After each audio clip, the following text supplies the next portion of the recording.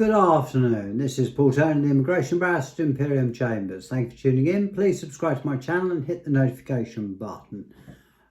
Well, some good news and some bad news from the Home Office. No surprise there. What the government have done is that they've announced a scheme which on the face of it looks good but carries a sting in the tail. In reality, it means more opportunities for young professionals to come to the United Kingdom from India. But is this really a distraction to what the government is really trying to do? We will see. Following on from last week's video about continuous lawful residence for 10-year indefinite leave to remain applications, there is even more welcome good news for those trying to enter and stay in the United Kingdom. The government has signed an agreement with India last week to improve cooperation on enforcing immigration law. There's the catch. Most of the agreement is basically a lot of fluff and doesn't really say a whole lot, but there are a couple of interesting points that are worth looking at in more depth. There's some good news in there, but as is to be expected from Priti Patel, plenty of bad news too. But anyway, following on from last week, which was pretty much good news, let's start with the good news. The governments of the United Kingdom and India have essentially tried to make it easier for young people to come from India to the United Kingdom to work temporarily. Is obviously due to a skill shortage and obviously some of the talented people that live in the subcontinent. They've called it the Young Professionals Scheme and will allow Indians between the age of 18 and 30 to live and work in the United Kingdom for up to 2 years, and for young British people of the same age to go and live and work in India, though perhaps the salary won't quite be the same.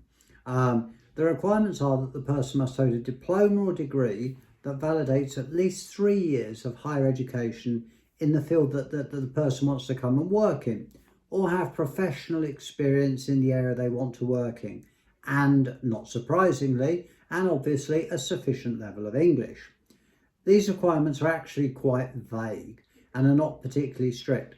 The types of qualifications needed are not defined and, surprisingly enough for the Home Office, don't even include a formal English test, which is ironic given the controversy over the ETS testing.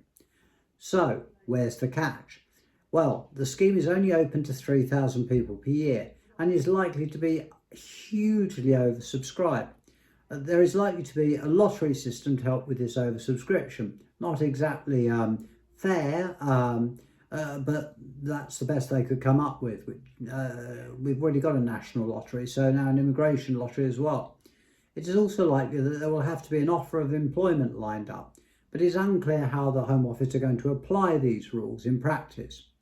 So overall, this is some good news, but essentially this scheme has been used to cover up some pretty nasty provisions in the rest of the agreement.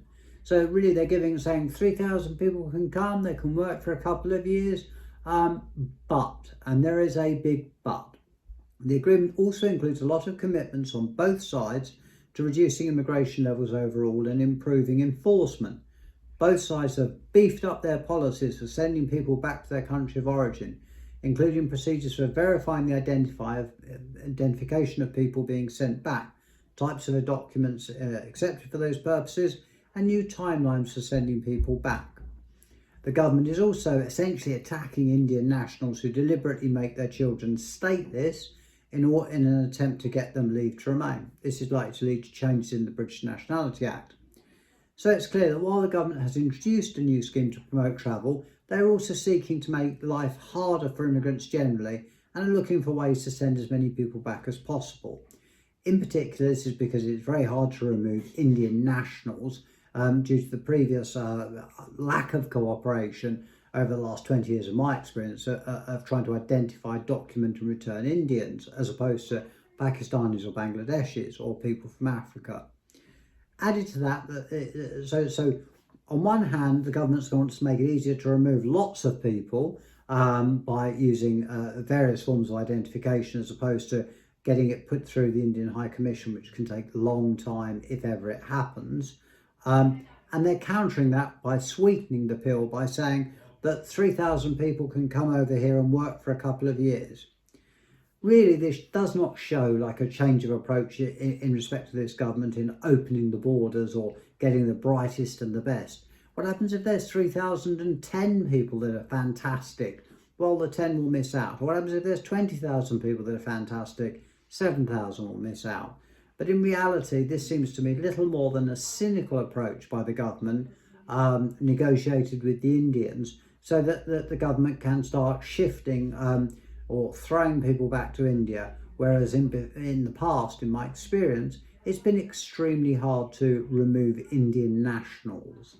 So this is a disturbing announcement more than a positive announcement, though some 3,000 people will benefit. And I suppose if 3,000 people want to go and work in India from the UK, then they will be entitled to.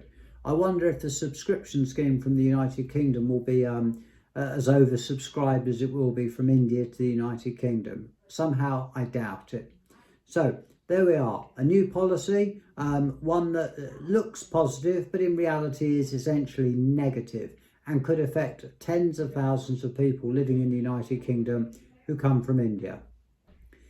If you're worried about your immigration status, or you have some concerns as to whether this agreement might affect you, and you may well have good reasons to remain in the United Kingdom, please do not hesitate to contact me, and I'll do my level best to help.